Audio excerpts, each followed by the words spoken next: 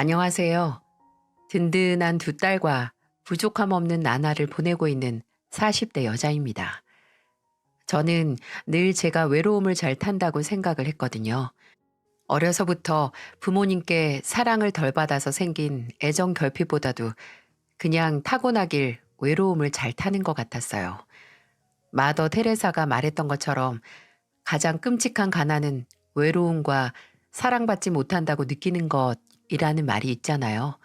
어쩌면 기억이 나기 전부터 항상 사람들에게 둘러싸여 살았기 때문에 나중에는 사람이 곁에 없는 상태를 불안하게 느낀 걸 수도 있을 것 같네요. 하지만 캐나다의 어느 소설가가 말했던 것처럼 가장 외롭다고 느끼는 시간이야말로 혼자 있어야 하는 시간이라고 합니다. 저는 인생의 커다란 사건으로 이 말이 정말 맞다는 걸 알았어요. 대체 이게 무슨 얘기인가 싶으시죠? 부디 제 얘기를 끝까지 들어주시기 바랍니다.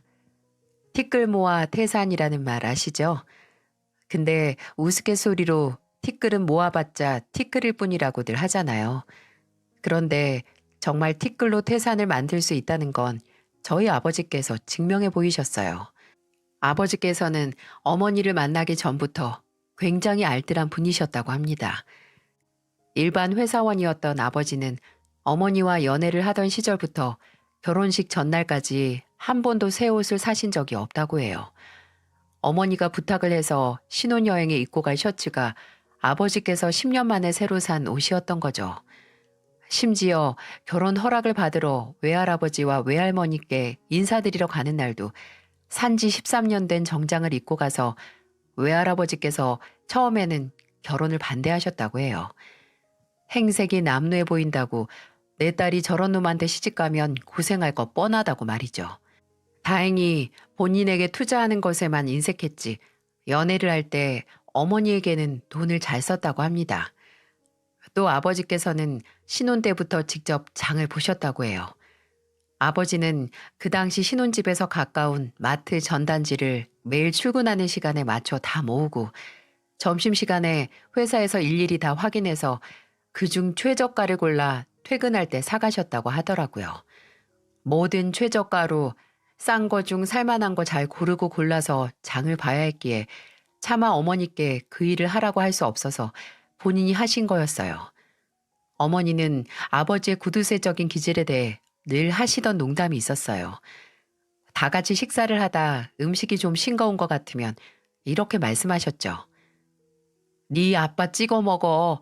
저 짠돌이 양반 볼에 찍어 먹으면 간이 딱 맞을 거다. 근데 아버지의 티끌이 정말 태산을 읽었어요. 아버지께서는 젊어서 꼬박 일해서 저축하고 투자한 돈으로 7층짜리 건물을 매입하셨고 그 건물이 제가 대학교 때 70억까지 올랐어요. 그렇다고 저희 가족이 비싸고 좋은 집으로 이사를 갔다거나 분기별로 해외여행을 다니고 외제차를 타고 다닌 건 아니었어요. 아버지는 저 태어날 때 바꾼 차를 아직도 타고 다니시고 집도 이사를 하지 않았거든요. 아버지에게 불리고 불린 재산이란 남들에게 떵떵거리고 괜한 사치를 자유롭게 하기 위한 것이 아니라 나와 가족을 지키고 정말 필요할 때를 위한 대비책 같은 거였죠. 가령 아파서 치료가 필요할 때라던가 사고가 났을 때 가족들이 무시를 당하거나 곤란한 일이 생겼을 때 금전적인 해결이 필요할 때 말입니다. 아버지는 가족을 위해 모은 재산을 혹시라도 남들이 노리고 접근을 하거나 이용을 할까 늘 경계하셨죠. 제일 기피하는 사람이 바로 겉모습만 보고 판단하고 의도를 품고 접근하는 속이 검은 사람들이었어요. 제게도 늘 혹여나 아버지 건물에 대해 주변 사람들에게 오픈하지 말라고 단단히 일러두시곤 했죠. 그렇게 소금쟁이가 울고 갈 정도로 짜디 짠 아버지지만 절대로 돈을 아끼지 않을 때가 있었으니 바로 자식들의 교육에서였어요. 여기서 교육은 단순히 학교 공부가 아니라 살면서 체득해야 하고 또 채워져야 할 정서적인 교육도 포함되어 있었죠. 물론 학교 공부에 필요한 지원도 아끼지 않으셨지만 그것보다 후자의 돈을 아끼지 않으셨어요. 제가 초등학교 때 한창 어린이용 역사책에 관심이 있었거든요. 애들이 기억하기 쉽게 만화로 그린 거였는데 거긴 역사와 함께 그 나라의 문화 역사가 자세하게 나와 있었죠. 그중 유럽편을 정말 책이 헐도록 봤었거든요. 그런데 제가 한번 어머니에게 지나가는 말로 여기 가보고 싶다라고 했었나 봐요. 그리고 그해 여름방학에 아버지는 저희 가족을 다 데리고 유럽 여행을 떠나셨어요. 아버지는 직접 가이드를 찾아서 제가 원하는 유럽의 문화 역사가 남아있는 장소를 모두 볼 수 있는 여행 계획을 짜셨어요. 정말 이 사람이 두루마리 화장지를 미터별로 세세하게 알아보고 구매하는 우리 아버지가 맞나 싶었습니다. 아버지는 그런 분이셨어요. 아끼고 아낀 걸 또 아끼고 아끼는 사람들에게 아낌없이 베푸는 그런 분이요. 그런 아버지도 돈을 모으는데 한번 슬럼프가 온 적이 있었는데요. 그건 바로 지금은 하늘의 별이 된 제 남동생이 초등학교 때 교통사고로 세상을 떠났을 때였어요. 저희 가족은 큰 상실감으로 무너져 내렸습니다. 아버지는 어머니께 이렇게 돈을 모으면 뭐 하냐. 내 아들이 숨을 안 쉴 때 이 돈으로 할 수 있는 게 아무것도 없는데 라고 말하셨죠. 오랜 시간이 지나서 저희 가족은 떠난 남동생의 빈자리를 애도했고 일상으로 다시 회복을 했지만 계속 지울 수 없는 흉터가 남아있기도 해요. 부모님께서는 그 흉터를 덮기 위해 제게 더 집중하셨고요. 하나 남은 자식에게 먼저 떠난 자식에게 줬을 사랑을 모두 다 쏟으신 거죠. 그렇게 의도치도 않게 부모님의 사랑을 듬뿍 받고 자란 제가 어른이 되고 나서도 이상하게 외로움을 탔던 건 어쩌면 제 마음 한구석에도 부모님에게 남아있는 것과 똑같은 동생의 빈자리가 있어서일지도 모르겠네요. 저는 이제 40이 넘은 애엄마가 됐지만 제 기억 속의 동생은 정말 착하고 너무 애틋한 동생이었거든요. 과거의 아픔을 뒤로한 채 잔잔하게 살다가 어른이 된 제게 다시 한번 나중에 흉터로 남을 만한 사건이 터지고야 말았습니다. 시작은 제가 친한 언니의 첫째 돌잔치에 가면서부터였어요. 그리고 성인 돼서 처음 시작한 알바에서 만난 언니가 초대를 한 곳에서 제 순풍으로 나가던 인생의 방향을 완전히 뒤바꾼 남자를 만났네요. 처음에는 돌잔치 행사장에서 누군가가 저를 눈여겨보고 있다는 것도 전혀 몰랐어요. 돌잔치를 하고 다음 날 그 언니에게 연락이 오기 전까지 말입니다. 언니는 남편 지인으로 온 손님이 널 봤다고 하더라.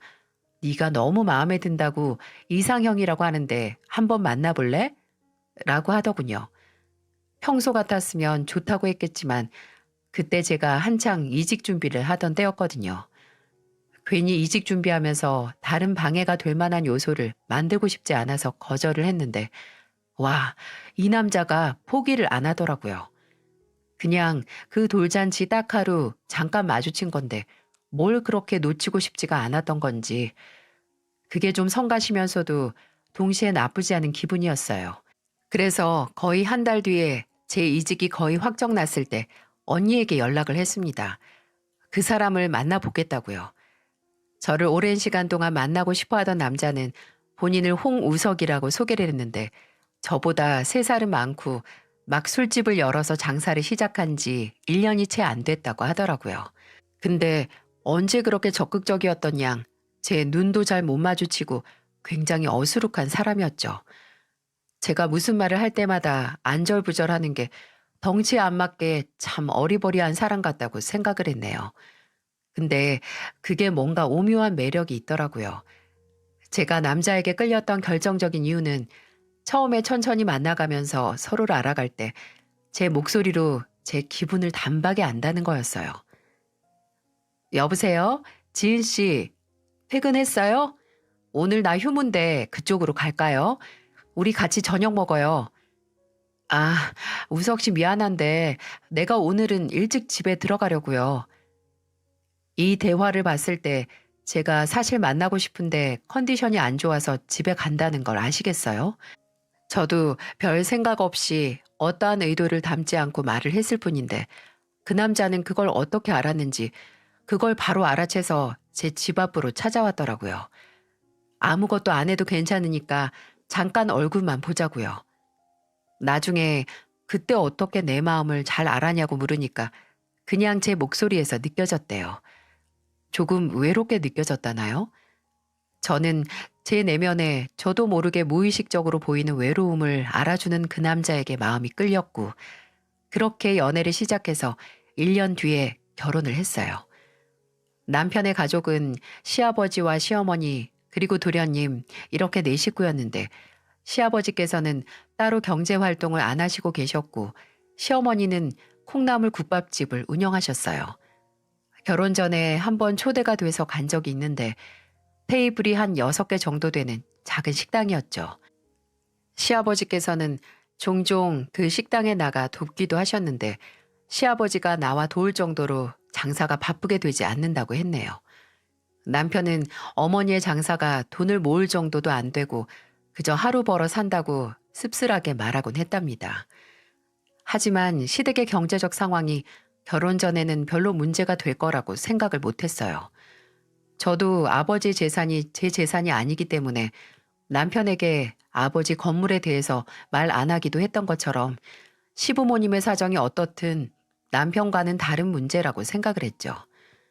또 제가 그때는 순진하기도 했고 또 그것보다도 문제인 게 있었거든요.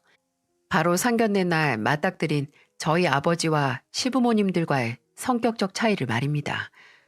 아니, 성격적 차이도 아니고 시부모님은 저희 아버지께서 제일 싫어하는 사람 특성을 지닌 분들이었거든요. 상견례 초반에는 분위기가 참 좋았습니다. 아버지께서는 하나뿐인 딸 시부모님 모신다고 절대 안 열리는 철옹성 같은 지갑을 열어서 1인당 15만 원인 한정식 집을 예약하셨어요. 하지만 사돈들 만난다고 굳이 새 옷은 사입지 않으셨네요. 아버지께서는 그날도 중요한 자리마다 입으시는 20년은 좋게 넘는 빛바랜 정장을 입고 나오셨어요. 근데 시부모님에게는 그게 문제가 됐나 봅니다. 음식이 나오고 이런저런 대화를 주고받고 있었는데 시아버지께서 저희 아버지에게 물으시더군요. 근데 사돈 어른은 지금 하고 있는 일이 어떻게 되십니까? 저희가 지은이한테 그냥 은퇴는 안 하셨다고만 들었지 정확하게 아는 게 없어서요. 아, 그냥 전 건물 관리하고 있습니다. 매일 나가진 않고요. 일주일에 서너 번 정도 나가고 있어요. 틀린 말은 아니었어요. 아버지께서는 정말 일주일에 4번 정도 건물 관리 일을 도맡아 하셨거든요. 그게 아버지 건물인 게 말이 안 나와서 그렇지. 근데 시부모님은 이 말을 듣고 저희 아버지께서 경비원일 거라고 생각을 하셨나 봐요. 아마, 아니 분명히 그날 아버지께서 입은 정장 문제였을 거예요. 바지는 무릎도 많이 나왔고 뒷부분도 반들반들하고 자켓에는 보풀도 좀 있는 데다 실밥도 많이 나와 있었거든요. 근데 경비원으로 일한다니 편견만 갖고 저희 부모님 경제 수준에 확신이 들었는지 묘하게, 아니 대놓고 말하는 내용이 달라지더군요. 아유, 사돈어른 참 고생하는 일 하십니다. 그거 보니까 사대보험도 안 되는 곳이 많고 고용도 불안정하고 속 썩을 일이 한두 가지가 아닐 텐데요. 그냥 일할 수 있을 때 일하고 있습니다. 나중에는 일을 하고 싶어도 몸이 안 따라줘서 못할 텐데 저 하나 일할 수 있는 곳 있으면 가는 거죠. 제가 아는 친구 남편도 회사 몇 개 들어간 건물 관리인으로 일을 했는데 여간 힘든 게 아닌가 보더라고요. 임금도 그냥 그런데 그래도 없는 살림에 딸은 아주 잘 키우셨네요, 사부인. 지은이가 얼마나 착하고 애가 예의 바른지 몰라요.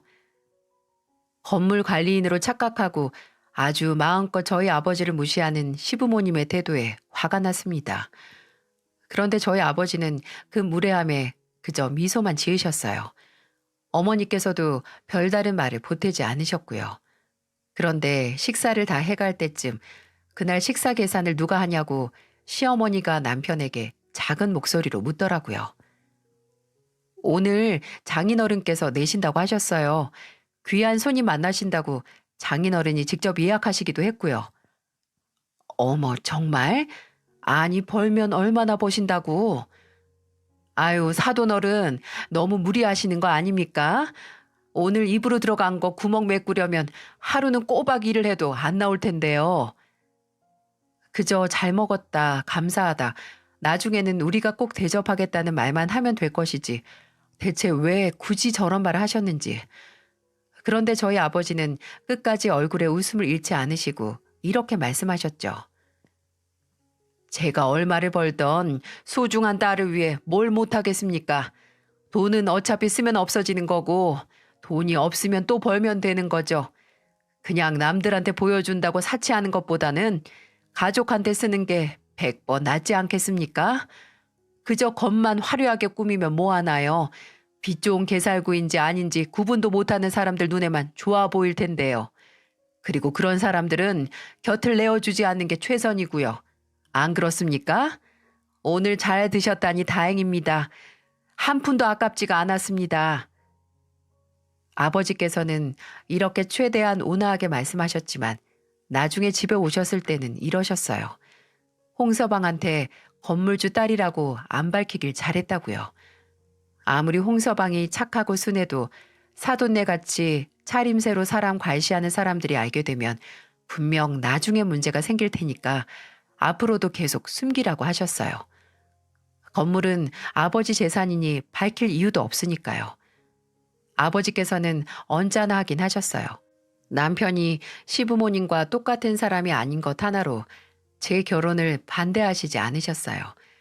그래도 끝까지 꼭 밝혀야 하는 순간 바로 직전까지는 숨기라고 하셨네요.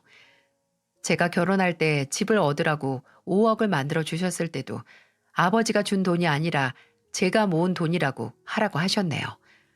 그리고 직구할 때 제 돈을 쓰는 대가로 명의는 꼭 제 이름으로 하라고 하셨죠.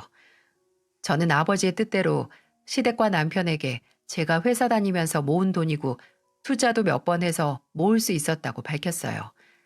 시부모님께서는 그 돈을 다 집에 쓸 거냐고 반색하셨지만 구할 집이 이 돈을 제외하고도 대출까지 받을 예정이라고 했더니 제게 아버지 닮아서 이상한 데서 과시욕 있는 거 아니냐고 하시더라고요. 참나, 저희 아버지는 비싼 밥 얻어먹고 또 신혼집도 시댁 도움 한 푼도 없이 남편이 보태는 돈도 없이 제가 알아서 한다는데 뭐가 불만인 걸까요? 남편은 그런 시부모님에게 지은이가 모은 돈이니까 다 지은이가 원하는 대로 할 거라고, 어머니 아버지는 말 안 보태셔도 된다, 이렇게 말하고 말았죠.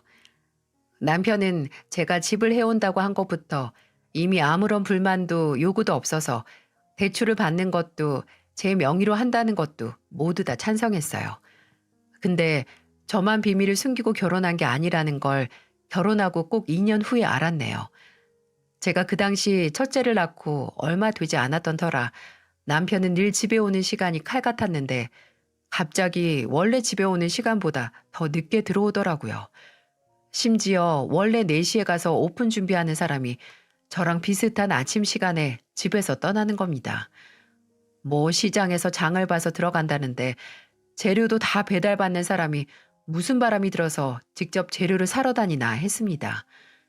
처음에는 술집이니까 재료 손질이 많으면 일찍 출근하거나 마감 시간이 늦어질 수도 있겠다 했는데 이상하게 그 시기엔 집에 들어와도 말도 안 하고 표정도 어두워서 그냥 식당 일 때문에 늦는 게 아닌 것 같았죠. 나중에 또 새벽까지 집에 안 와서 전화를 했더니 작은 목소리로 시댁에 있다고 하더군요. 설마 거짓말인가 싶어서 남편과 전화를 끊고 바로 시어머니께 전화를 했는데 정말 남편과 있다고 남편을 바꿔주셨어요. 그럼 매번 그 시간에 시댁에 간 건가? 아니 대체 무슨 일인데 그 시간에 새벽에 들어오지? 라는 의문이 들었어요. 그런데 늦게 들어오던 남편이 술까지 먹고 들어온 날 그 의문이 풀렸습니다. 새벽에 선잠에 들었는데 현관 쪽에서 뭐가 쿵 하고 쓰러지는 소리가 들리더군요. 놀라서 나가보니 남편이었어요. 남편은 술 냄새를 펄펄 풍기는 모습 그대로 현관 앞에 대자로 뻗어 있더군요. 제가 다가가서 괜찮아? 아니 무슨 술 이렇게 먹었어? 일단 일어나봐. 이러니까 남편은 정신을 못 차리고 그저 저를 보더니 미안하다고, 근데 내 인생도 너무 힘들었다는 이상한 얘기를 하는 겁니다. 대체 이게 무슨 소린가 싶어서 찬찬히 술 취한 남편에게 말을 거니 남편은 그 당시 보였던 이상 행동에 대한 이유를 다 설명했네요. 남편에게는 제가 아버지의 건물을 말하지 않은 것과는 다른 이유의 비밀이 있었습니다. 영빈이 문제 때문에 본가에 갔었어. 부모님이 나한테 어떻게 해결하라고 해서. 도련님? 도련님 지금 제주도 있잖아. 일이 너무 바빠서 우리 결혼식도 못 왔다더니 무슨 일 있대? 미안해 여보. 내가 거짓말을 했어. 영빈이 실은 제주도에 없어. 서울에 있었어. 아니 그게 무슨 소리야. 그런 도련님이 어디 사는데. 아니 문제는 또 뭐야? 내가 진짜 미치겠다 걔 때문에. 나는 뭐 걔가 일으킨 사고나 수습하라고 태어난 것 같아. 수습하려면 동생보다 형이 나을 테니까 부모님이 날 먼저 낳은 거지.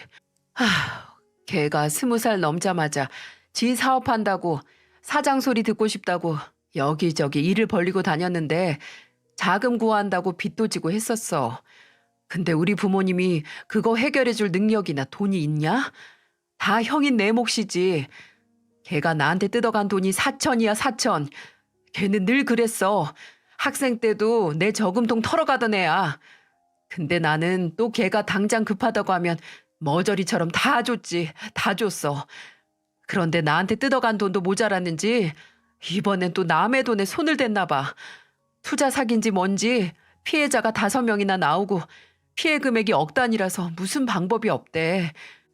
걔 콩밥 먹게 생겼어 여보. 콩밥.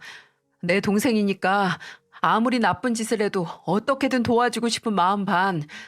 또 그냥 확 들어가서 더 이상 나한테 피해 안 끼쳤으면 좋겠다는 마음 반이야 반.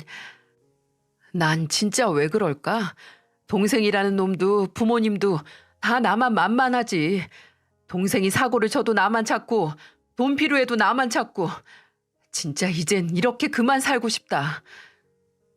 남편이 제게 꽁꽁 숨겨왔던 얘기를 들으니까 왜 말 안 했나 화가 나기보다는 그걸 숨기려고 한 마음이 이해가 가서 안타까웠어요. 바닥에 웅크려 누워 산만한 어깨를 들썩이는 남편의 모습은 오히려 작고 연약해 보였죠. 저는 그 모습을 가만히 보다 떨리는 어깨를 안고 말했어요. 이제 내가 옆에 있고 내가 알았으니 그렇게 살 필요 없다고. 앞으로 우리 둘 그리고 태어난 아이 우리 가족만 생각하면서 살자고요. 그 후로 남편은 시부모님의 부름에도 잘 응하지 않았습니다. 제가 보기에는 종종 남편에게 돈 문제로 연락을 하셨는데 남편은 힘들어했지만 단호하게 거절했어요. 저야 시부모님에게는 아버지가 경비원으로 일하는 집만 있지 돈 나올 구멍 없는 며느리였으니 평소에 연락도 잘 안 하셨고요. 간혹 명절에 얼굴 보면 얘 누구 집 며느리는 시모가 집에만 있기 심심하고 용돈도 필요하다니까 카페 차려줬다더라. 알바들 쓰면서 심심할 때만 나와 일하라고.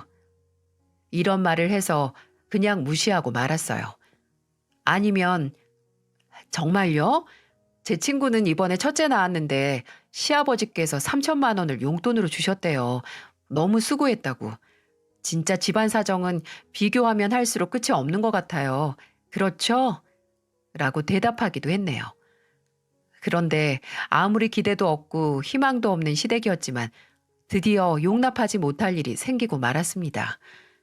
제가 결혼했을 때 신혼 시절을 마냥 마음 놓고 행복하게 보내지 못했던 이유가 있었는데 바로 그 당시 어머니께서 위암 판정을 받으셨어요.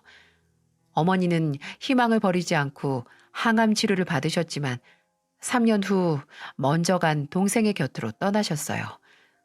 제가 둘째를 임신하고 넉 달이 지났을 때였어요. 어머니 장례식에는 조문하러 온 손님들이 넘쳤습니다. 어머니는 평소 인자하고 다정한 만큼 평판이 정말 좋은 분이었죠. 그런 어머니의 모습을 아는 사람들이 장례식장이 북적거릴 정도로 오니까 참 우리 어머니 잘 사셨다는 생각에 위로가 되기도 했고 또 어머니가 떠나시는 길이 외롭지 않을 거라는 생각이 들었네요. 그런데 그렇게 사람이 많은 장례식장을 보고 조문하러 온 저희 시어머니가 하는 말이 뭔 줄 아시나요?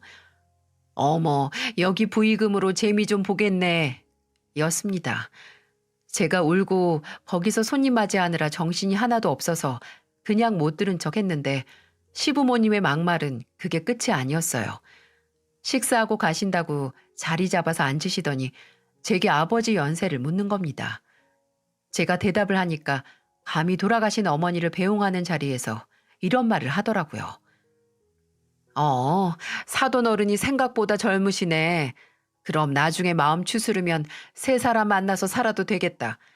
아니 100세 시대인데 지금부터 계속 저렇게 혼자 살면 그걸 외로워서 어떻게 하냐? 어머니, 지금 무슨 말을 하시는 거예요? 장모님 보내드린 자리에서. 아유, 아니야, 아니야. 황혼에 새장가 가는 사람들도 뭐 손에 쥔 게 있어야 쉬운 거지. 사돈어른 형편에 그게 쉽나? 어렵지. 어머니를 잃었다는 커다란 슬픔을 잠시 잊을 정도로 화가 났습니다. 이게 말이 되나요? 이게 할 소리냐고요. 저는 잠도 못 자고 울어서 없던 기력이 갑자기 폭발을 해서 큰 소리를 내고 말았습니다. 어머님, 아버님 나가세요. 우리 어머니께 가족으로서 마지막 도리를 하는 자리에서 지금 그게 할 소리예요? 나가요. 당장 나가라고. 남편은 임신해서 안정을 취해도 모자란 제가 혈압이 오를 대로 올라서 소리를 지르니 놀라서 시부모님을 잡고 밖으로 나갔어요. 근데 시부모님은 남편에게 잡혀 끌려가면서도 손가락질하면서 되려 적반하장으로 제게 뭐라 하더군요. 그저 그 자리에 저희 아버지가 안 계셨다는 게 다행이었어요. 그 사건 이후 시부모님과는 서먹해졌고 또 따로 연락도 하지 않았어요. 차라리 얼굴 안 보고 사는 게 낫겠다 싶더라고요. 근데 시부모님은 연락이 오랫동안 뜸해졌지만 또 다른 시댁 식구가 찾아오더군요. 바로 사기죄로 감옥에 있던 도련님이 출소를 한 겁니다. 도련님이 출소를 해서 맨 처음 찾아온 건 바로 남편이었고 자연스럽게 저도 처음으로 도련님의 얼굴을 마주하게 됐죠. 안녕하세요, 형수님. 처음 뵙겠습니다. 홍영빈이라고 합니다. 제가 좀 사정이 있어서 이제야 뵙게 됐네요. 영광입니다. 네, 안녕하세요, 도련님. 저, 나 도련님 아닌데? 형 말 안 했어? 형수님, 저 한 번 갔다 왔어요. 아니, 뭐 이혼했으니 다시 도련님 된 건가? 도련님이 더 젊게 느껴지니까 그럼 도련님이라고 불러주세요. 어찌나 뺀질뺀질 말을 잘하던지, 저 입담으로 다른 사람들한테 다 사기를 쳤구나 하는 생각이 들었습니다. 첫날은 그냥 얼굴도 못 본 형수님하고 조카들한테 인사하러 왔다고 시댁에 한동안 얹혀서 살 예정이라고 하더군요. 도련님은 남편에게 본인이 정말 정신 차렸으니 걱정 말라고 그동안 형 고생시킨 거 다 갚고 싶다고 자주 얼굴 보자는 말도 하더군요. 그리고 그게 진심이었는지 종종 남편을 밖으로 불러내 술을 먹거나 아니면 저희 집에 뭘 바리바리 사서 찾아오기도 했었어요. 남편은 미운 동생이지만 그것도 핏줄이라고 아예 내치지는 못하더라고요. 저는 피해만 직접 끼치지 않으면 남편이 동생과 만나는 걸 반대하고 싶진 않았어요.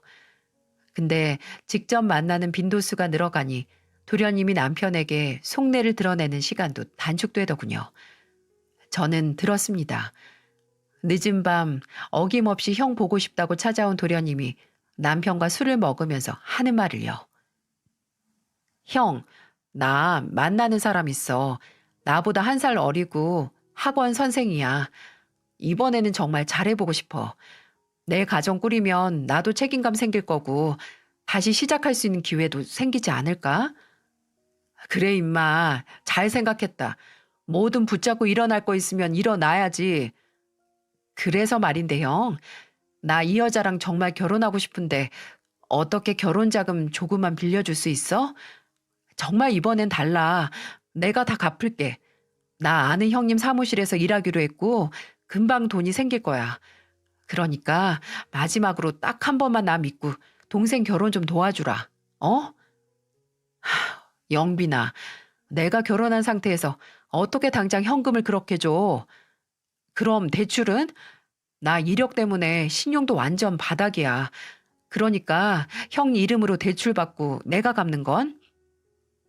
잠깐 제가 물들어 나갔다가 저희 집 주방에서 은밀하게 일어난 거래는 제 혈압을 바닥으로 떨어뜨릴 만큼 충격적이었어요. 저는 주방으로 들어가기 전 모퉁이에 숨어서 제발 남편이 도련님의 부탁을 거절하길 바랐습니다. 일단 알겠어. 내가 생각을 좀 해볼게. 다음 주에 연락 줄 테니까 기다리고 있어. 저는 도련님을 집으로 보내고 안방으로 들어온 남편에게 말했습니다. 도련님한테 대출받아서 돈 빌려주는 날이 당신이랑 나 마지막일 거라고 말이죠. 우리 이제 애가 둘이야.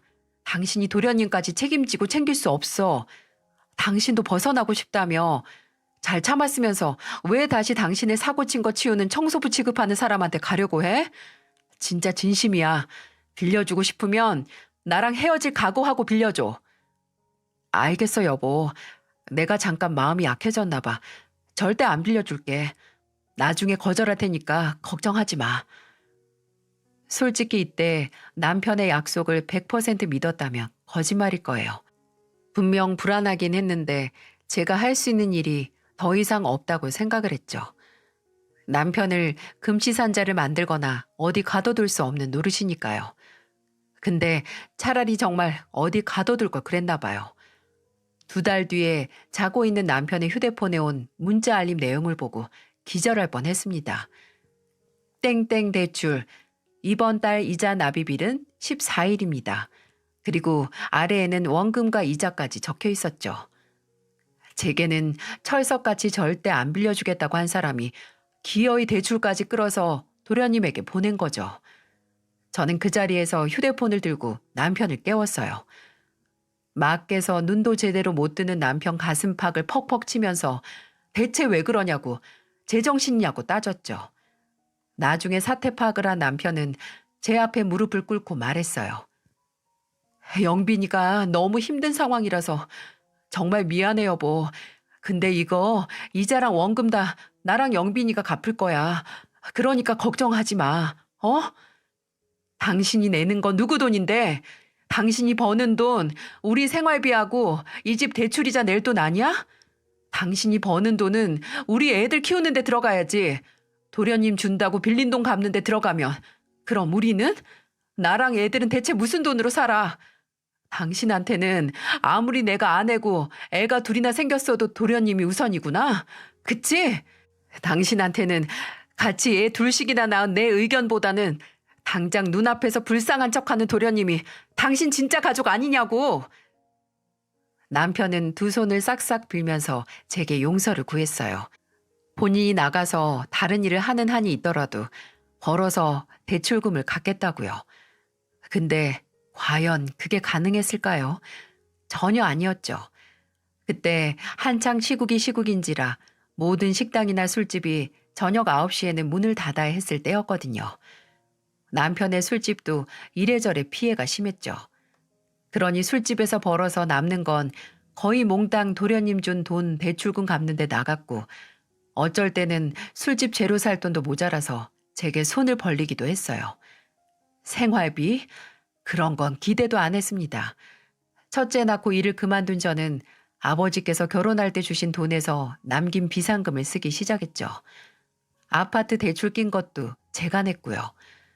돈을 벌 능력이 안 됐으면 차라리 그걸 인정을 하고 저와 상의를 했으면 됐는데 끝까지 다 망해가는 술집을 포기하지 못하고 밑 빠진 독에 물만 부었네요. 그렇다고 애들에게는 좋은 아빠였을까요? 집에 조금이라도 붙어 있어야 애들 얼굴이라도 보죠. 남편과 저는 매일같이 살얼음판 같은 길을 걸었습니다. 저는 평생 제가 돈 때문에 이렇게 마음고생을 하게 될 줄은 몰랐어요. 아침에 눈 뜨고 밤에 감을 때까지 눈앞이 깜깜했어요. 분명 제게는 남편도 애들도 있는데 외로웠어요. 애들은 아직 어렸고 남편이라고 있는 사람은 저보다 본인의 동생이 우선인 것처럼 보였으니까요. 착하고 순한 남편은 제게만 착하고 순한 게 아니라 다른 사람에게는 그저 모질한 호구였어요. 함께 있어도 뼈저리게 외로운 기분. 아마 느껴보지 못한 사람은 절대 알 수 없을 겁니다. 그런데 그런 외로움뿐이 아니라 정말 제 가슴에 또 다른 커다란 구멍이 뚫리게 됐어요. 결혼하고 9년이 돼갈 때쯤 저희 아버지마저 어머니와 동생이 있는 곳으로 가셨어요. 바로 심장마비였죠. 아버지께서는 어머니가 떠나시고 홀로 남은 집에서 주무시다가 더는 눈을 뜨지 못하신 겁니다.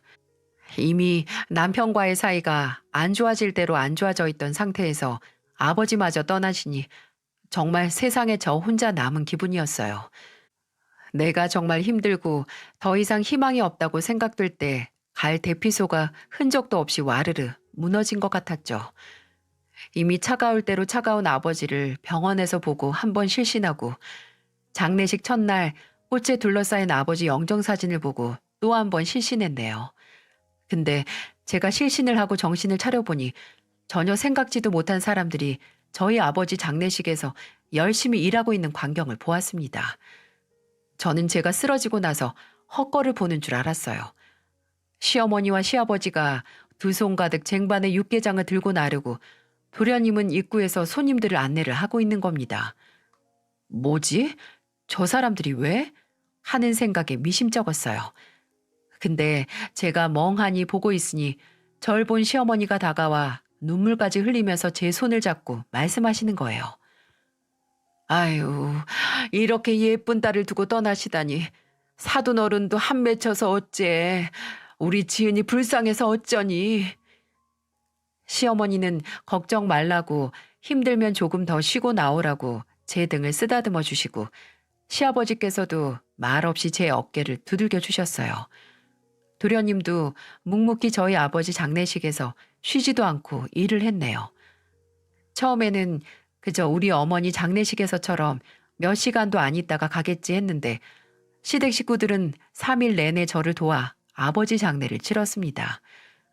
그때는 정말 정신이 없어서 그냥 좀 이상하다 생각만 했지 나중에 아버지 유고를 어머니 옆에 안치를 시키고 나니 정말 거의 몇 년을 연락도 없던 시부모님이 자발적으로 저렇게 나서서 저를 돕는다는 게 정말 미심쩍었어요. 그걸 무조건적인 선의의 호의라고 생각하기엔 저는 시댁 식구들이 어떤 사람들인지 잘 알고 있었으니까요. 하지만 천의 고아가 된 지 얼마 안 된 제게 가족이라고 묶인 사람들이 보인 친절과 다정함은 솔직히 100% 미심쩍기만 했다면 아마 거짓말일 거예요. 한 5% 정도는 혹시 저 사람들이 달라졌나? 하는 마음을 품긴 했는데 딱 일주일 뒤에 그런 생각을 5%한 것도 후회하는 사건이 터지고 말았네요.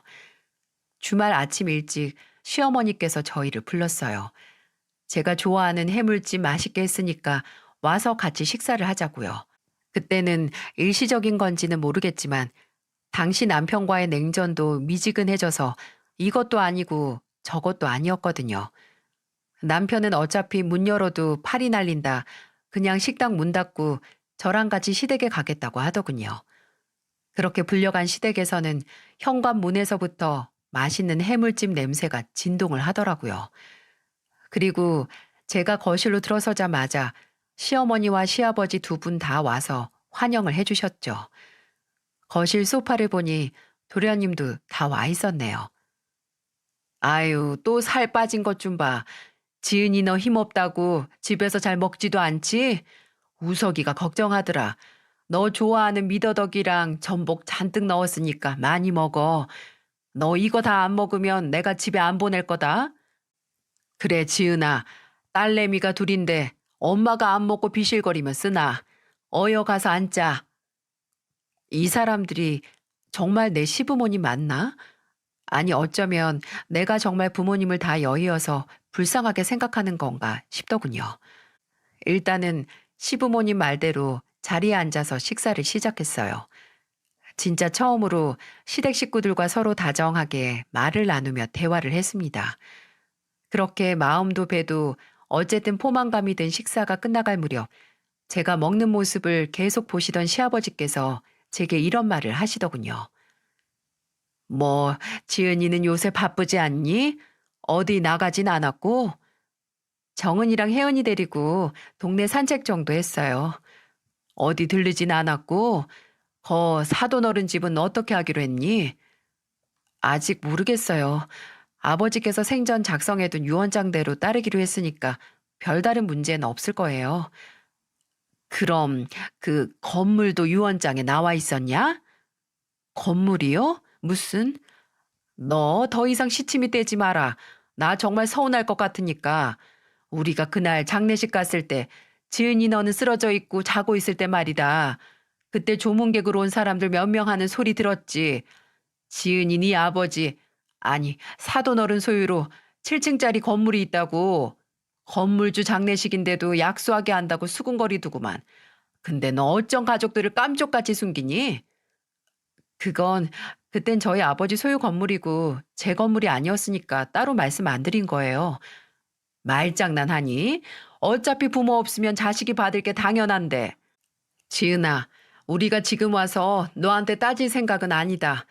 그냥 이제부터 남은 우리 가족 어떻게 하면 서로 행복하게 잘 살까? 그거 의논하려고 부른 거야. 지금 무슨 말이 하시고 싶은 건데요? 아니, 네가 혼자 애도 키우면서 그 커다란 건물 하나를 어떻게 건사하니? 우린 지은이 네가 아무런 걱정 없이 그냥 우리 손주들 키우는데 마음 놓고 전념하길 바래서 이러는 거야. 그래, 지은아. 그 건물 그냥 정리하고 그 돈으로 사는 게 어떻겠니? 네가 번거롭고 성가시면 그건 나나 우석이가 알아서 할 거니까 걱정하지 말고. 맞아. 걱정할 게 뭐 있어? 그 건물이 70억이라며. 그런 게 수중에 있는데 뭐가 걱정스럽고 뭐가 무서워. 그리고 이제 다 같이 행복해져야 하는데 우리 식구들 힘들게 하는 건 그저 돈밖에 없다. 지은이 너도 알잖니. 돈 문제만 빼면 우리가 얼마나 좋은 사람들인지. 그러니까 너 건물 판돈에서 남는 돈 딱 10억만, 딱 10억씩만 주면 우리 앞으로 아무 걱정 한 톨 없이 행복하게 살 거다. 이해하지? 지은이 네가 너무 부담스러우면 5억도 괜찮다. 어? 너 그거 우리 4명한테 줘도 50억 남는 거야, 50억. 손해보는 거 하나 없다고. 네 돈이니까 네가 선택해라. 아유, 이제 네 돈 내 돈이 어딨어. 그치, 지은아? 우리 다 한 가족인데. 저랑 어머님이 가족이라고요? 와, 정말 정신을 못 차리겠더라고요. 시부모님은 서로 마치 대사를 하나하나 맞춘 사람처럼 어처구니 없는 말들로 제 머릿속을 아프게 울렸습니다. 제일 짜증이 났던 건 옆에 앉은 남편은 한마디도 하지 않고 그저 고개만 숙이고 있는 거였어요. 여기서 한 가족이 아닌 건 저 하나뿐이었어요. 시부모님도 남편도 도련님도 다 한 가족이지만 저만 이방인이고 타인이었네요. 그 어떤 취급을 본인들 입맛대로 해도 되고 또 이용할 수 있는. 저는 당장 세상에서 이 일을 다 말할 수 있는 사람 2명이 이 세상에 더는 안 계신다는 게 그렇게 처참하게 서러울 수 있는지 처절하게 느꼈죠. 하지만 당장 제 편이고 저를 지켜줄 사람들은 없지만 제 편이고 제가 지켜줘야 하는 사람은 아직 존재를 했어요. 바로 제 딸들 말입니다. 저는 목적을 두고 사람 한 명 바보 만드는 시댁 식구들 앞에서 가만히 앉아 있다가 이내 바로 앞에 식탁을 잡고 그대로 뒤집어 버렸어요. 와장창 하는 큰 소리와 함께 음식이 든 그릇은 나동그라지고 놀란 시댁 식구들도 나동그라졌죠. 남편도 포함해서요. 어머, 이게 무슨 짓이야? 여보, 우리 아버지 재산 노리고 접근하는 인간들이 무슨 내 가족이야? 지은아, 너 무슨 말이 그렇게? 형수님, 부모님께서 지금 도우려고. 돕기는 뭘 도와, 얼어 죽을. 누구 돕고 싶으면 감옥에서 출소해도 정신 못 차리고 형이 대출받아서 돈까지 빌려주게 만드는 아들이나 도우세요. 네? 진짜 설마 했는데 다 아버지 건물 때문이었어요? 어쩜 그렇게 뻔해요? 어쩜 그렇게 예외라고는 눈꼽만치도 없이. 그리고 당신 그래도 순하고 착한 사람이라서 지금까지 참았는데 아니야. 진짜 당신 착한 사람이었으면 당신 아내 이렇게 희생시키고 고생 안 시키지. 난 그저 결혼해서 사는 남이고 당신 진짜 가족은 당신 입으로 그렇게 벗어나고 싶다고 했던 이 구질구질한 집안이야. 나 더 이상 이렇게 돈에 눈 멀어서 악취나는 인간들하고 가족으로 엮이고 싶지 않아. 아니, 지나가다가도 마주치고 싶지 않을 정도야. 우리 이혼해. 이혼하자고. 여보, 당신이 어떻게 혼자 살아? 당신처럼 외로움 많이 타는 사람이 애들 보면서 어떻게 사냐고. 그래, 지은아. 너 여자가 혼자 애 키우면서 사는 게 얼마나 힘든지 아니? 어? 지금 내 눈앞에 있는 당신들 같은 인간들이 가족이라면 차라리 천의 고아로 사는 게 훨씬 나아요. 가족이란 이름으로 묶여 있으면 뭐해? 제 기능도 못하는 가족, 개똥만도 못해. 더 이상 제 인생에 머리카락 하나라도 끼어들지 마세요. 당신도 마찬가지야. 지 아내랑 애들보다 동생 같지도 않은 동생만 챙기느라 생활비도 못 주는 그런 무능하고 멍청한 남자 더 이상 같이 안 살아. 내가 당신 동생한테 돈 빌려주면 끝이라고 했지? 오래도 기다렸네. 내가 그 약속 꼭 지켜줄게. 저는 그대로 애들을 데리고 집으로 왔습니다. 남편이 계속 제 팔을 잡고 애들 팔을 잡고 늘어져서 지금 안 놓으면 정말 경찰 부를 거라고 갈 때까지 가자고 경고하니까 그제야 놓더군요. 집에 와서 제일 처음으로 한 일은 현관문 비밀번호를 바꾸고 남편이란 놈 짐을 챙기는 거였어요. 그리고 애들은 친한 언니에게 부탁해서 맡긴 뒤에 변호사를 만났죠. 제게 그렇게 죽어라 매달리고 울고불고한 남편은 제가 이혼 소장을 내놓자마자 바로 태세 전환을 해서 본인도 변호사를 구하더군요. 정말 혈압이 오르는 건 남편이 재산 분할을 신청해서 지 권리를 주장했다는 겁니다. 근데 그게 먹힐 리가 있을까요? 몇 년째 제대로 된 수입도 집에 안 가져오고 남편 앞으로 된 저와 상의도 없이 끌어모을 대로 모은 대출 빚에 그 빚 갚겠다고 밖으로 나돌아당겨서 애들에게는 손을 아예 놨던 남편이 대체 무슨 권리가 있다는 걸까요? 당연히 기각됐고 남편은 그저 정말 최소한의 위자료를 받고 양육권도 받지 못했습니다. 아직도 무슨 자신감으로 재산 분할을 해달라고 했는지 알 수가 없네요. 이혼하고 나서는 더 가관이었어요. 전 남편은 매달 보내야 하는 양육비로 저를 협박했어요. 애들도 보여주고 당신도 만나서 제발 얘기 좀 하자고 안 만나주면 양육비 안 보내겠다고요. 근데 제가 뭐 아쉬울 게 있나요? 이미 필요한 건 모두 있는데 그깟 양육비 좀 못 받는다고 제 인생 최악의 남자를 다시 마주한다고요? 참 꿈도 야무집니다. 저는 그 가짜는 협박은 그냥 무시했어요. 전 남편은 한동안 계속 집 앞에 오고 애들에게 접촉을 시작해서 살던 아파트를 정리하고 이사를 하기도 했죠.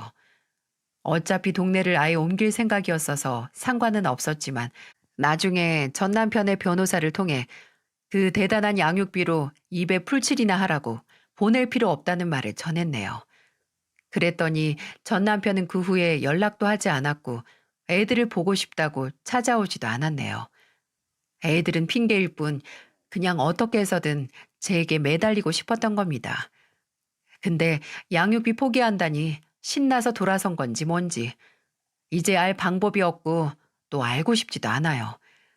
지금은 이사한 동네에서 적응해서 두 딸과 행복한 시간을 보내고 있습니다. 저는 늘 제가 외로움을 잘 타는 사람이라고 생각했는데 딸들을 제외하면 혼자가 된 이 생활이 얼마나 만족스러운지 모른답니다. 이미 전 남편이 저보다 본인 동생을 택했을 때 혼자가 됐어야 했는데 외로움이라는 게 무서워 질질 끌다가 안 봐도 될 걸 본 게 아닌가 싶네요. 분명 누군가 함께 있는데도 외롭다면 그건 혼자가 돼서 나 자신을 재정비하고 앞으로 나아갈 방향을 알 때라고 생각합니다. 앞으로 저의 딸들에게 또 먼 훗날 다시 만나게 될 저의 진정한 가족, 어머니와 아버지, 그리고 제 동생을 만났을 때 부끄럽지 않은 인생을 살 수 있도록 노력하려고 합니다. 인생에서 제일 끔찍한 경험은 나를 외롭게 만드는 사람들과 영원히 함께하는 것이라고 하네요. 저와 같이 이 채널을 듣는 여러분께서는 부디 함께 있을 때 나를 외롭게 하는 사람과 거리를 두시길 바랍니다. 정말 나를 존중하고 소중하게 여기는 사람은 나를 한순간도 외롭게 하지 않고 멀리 있어도 함께 있는 기분을 느끼게 해줍니다. 모두 외로움을 즐길 줄 아는 그런 여유 있는 인생을 살길 바랍니다. 모두들 건강하세요.